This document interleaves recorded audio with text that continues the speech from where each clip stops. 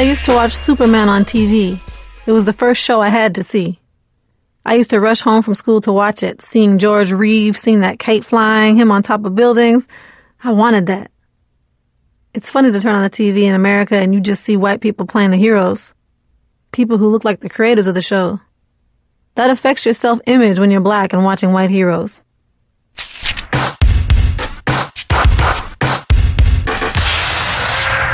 In a time where we see him pop up in comic books more and more, the time is right to look at Prince, the superhero. Although it was Superman that introduced Prince to the world of superheroes, it was another Caped Crusader that played a significant role in his upbringing and eventually his career.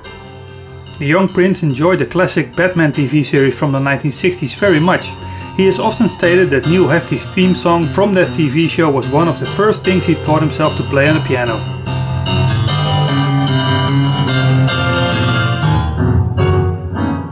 And while growing up, music remained the most important thing in his life, of course.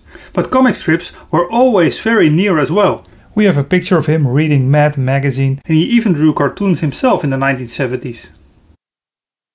It was Superman that first caught Prince's eye on the television, and it was that very same superhero that gave birth to the superhero movie genre we all know and love today.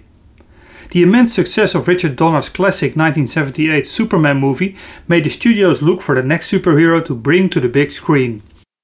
Literally simultaneously while Prince was building his career and becoming a global superstar, a Batman movie was being developed. Producers Benjamin Melniker and Michael E. Uslan had secured the movie rights to the character as early as 1979. During the 1980s, Prince popped up as a character in various comics and cartoons. Mostly as a caricature in magazines like Mad, but also in some European comics.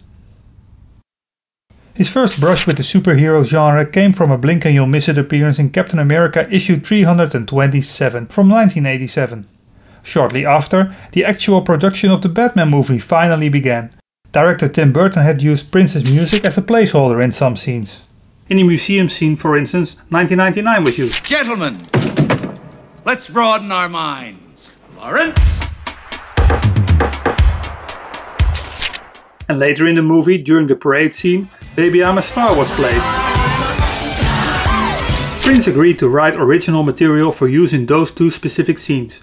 Eventually Party Man was used in the museum scene and Prince submitted 200 balloons for the parade scene. But Tim Burton felt it did not quite fit the tone. So in the final edit of the film you can hear Trust in that place. But you can still see traces that the scene used to sync with 200 balloons.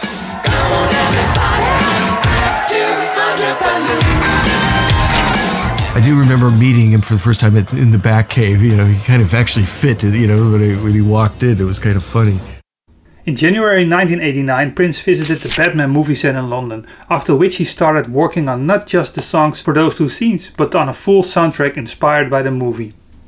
The soundtrack is unique in the way that Prince wrote all the songs in character. For instance, the song The Future is sung by Batman, Electric Chair is by the Joker, Arms of Orion is Bruce Wayne and Vicky Vale, etc. If you look at the lyric sheets, you can see that Prince can only be heard in the song Bad Dance, as can his alter ego Gemini. Both Prince and the two-faced, half-good, half-bad Gemini feature in the Bad Dance video. Directed by Albert McNally, it's one of Prince's most ambitious music videos, with Gemini and a group of dancers dressed like Batmans and Jokers performing a complex choreography. And later, a group of Vicky Vale lookalikes enters the set. The music video features lots of references to the Batman lore. From Gemini not only resembling Batman and Joker, but essentially being the character of Two-Face, and also there are nods to the 1960s Batman TV series, the hugely influential 1986 comic book The Dark Knight Returns by Frank Miller, and even borrowing pictures from Alan Moore's 1988 book The Killing Joke, drawn by Brian Bolland. The Gemini character goes full Joker mode in the Party Man video, which makes sense of course, because Bad Dance is all about duality and Party Man is a song that replaced 1999 in the museum scene, so it's all about the Joker. Like its predecessor, it's another one of Prince's more ambitious music videos. One could argue that the Joker we see here is a mixture between the clownish character as depicted in the 1960s TV series, Jack Nicholson's Joker from the movie, and the insane comedian as seen in Alan Moore's 1988 comic book The Killing Joke. Now, around the time that Batman's soundtrack was released, revolutionary books started releasing so-called rock and roll comics.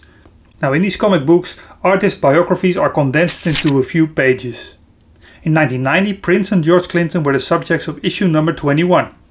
Prince is on the cover, but do you notice how the image by artist Scott Jackson is actually the Purple Rain album cover, but reworked with Prince in his Graffiti Bridge era outfit?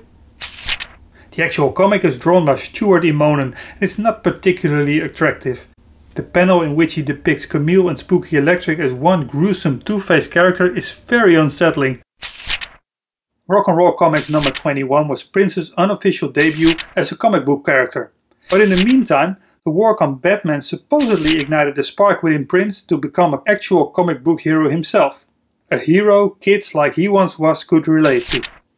And as DC Comics was owned by Warner Bros., Prince had an easy way into the comic book world. He commissioned his team at Paisley Park to work with them on the project and assemble a team of black comic book artists. Writer Dwayne McDuffie and artist Dennis Cohen, who would later go on to start the Milestone Media comic book imprint, created a story that's basically a beefed up adaptation of the Graffiti Bridge script, with a little of the Black Album mythos thrown in. Like in the movie, Prince battles his arch nemesis. This time it's not Morris Day, but a fictional character called Gemini. In an interview with Uptown Magazine, author Dwayne McDuffie said that Paisley Park suggested a Two-Face or Joker-like villain. This Mr. Jekyll to Prince's Dr. Hyde was initially going to be called Alter Ego, but eventually project editor Andrew Helfer suggested the name Gemini. So this Gemini had nothing to do with the Gemini as seen in the Bat Dance video, but there is a nice nod to the Batman project in the comic book. Also, the original name of the character stuck and eventually became the comic book title. Published by DC imprint Piranha Music on October 29, 1991, the comic tied in with the release of the Diamonds and Pearls album that very same month, so Prince's look in the book had to be changed accordingly. Visual traces of Graffiti Bridge can still be seen though, such as him driving the black motorcycle and him wearing the black Graffiti Bridge era jacket.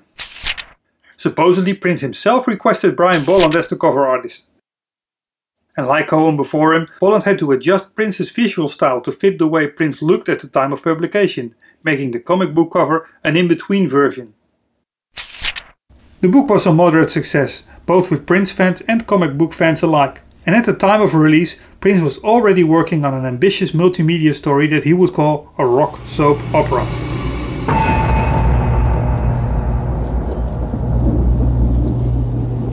Now we all know this as the Love Symbol album of course, but the working title has most likely always been 3 Chains of Gold, as the story revolves around 3 chains that when put together form the now iconic Prince symbol. Supposedly it was the work that writer Dwayne McDuffie did on the second comic book that more or less shaped the way the story evolved. In a 1999 interview with Uptown Magazine, McDuffie said that Prince gave him the lyrics to the songs on the album and he worked from there, and influences ran in both directions. The Love Symbol album was released in late 1992. The tie-in comic book was planned for the summer of 1993 in a deluxe edition, including a CD with additional music. But that version never saw the light of day. The comic book we did get, written by McDuffie and illustrated by David Williams, Steve Carr and Daryl Skelton, feels very much like a pulp adventure book.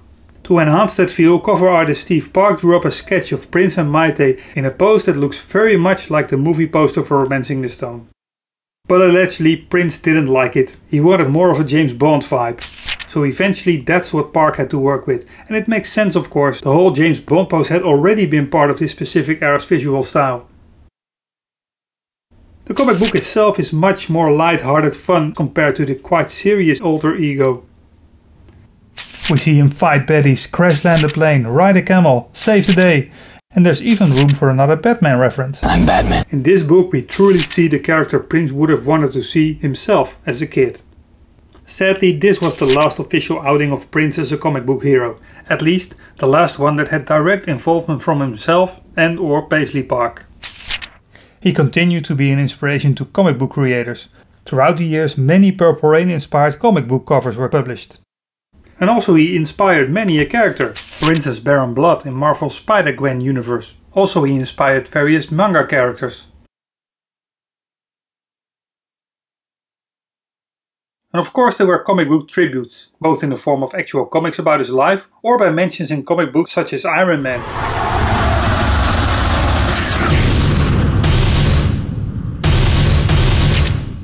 In 2019, the Prince estate brought the alter ego comic book cover to life as part of the cartoon-inspired Holy Rock video. Which of course was not the first time we've seen Prince as a cartoon character, but that might be a topic for another video. In the meantime, Prince was actually becoming more of a substantial comic book character elsewhere. The 2021 comic book MPLS Sound, written by Annabelle Taboo and Joseph Illich, drawn by Meredith Laxton, shows how Prince has transformed the entire Minneapolis music scene. And of course he has an important cameo.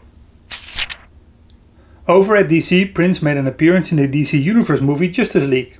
And his 1989 Gemini character became canon by appearing in Detective Comics issue 1027. And his Spider-Man character had a cameo in 2021's Batman 89 comic book. In this book, the Aldis and Brains 2 girls also made their way back in comic book forms. And to bring things completely full circle, in June 2022, DC Comics and Milestone Media, the imprint founded by Prince's original comic book creators Dwayne McDuffie and Dennis Cohen, released the book Milestones in History. It features a Prince-themed story called Controversy, written by DeRay and illustrated by Ray Anthony Haight. And its contents are indeed a little bit controversial as it takes a lot of historical liberties. But in it we do see Prince wear a Superman t-shirt. And although he'll forever be tied to Batman, it seems fitting that he has become exactly what he wished for as a child while watching George Reeves on television. It is without a doubt not the last time we've seen Prince in comic book form, so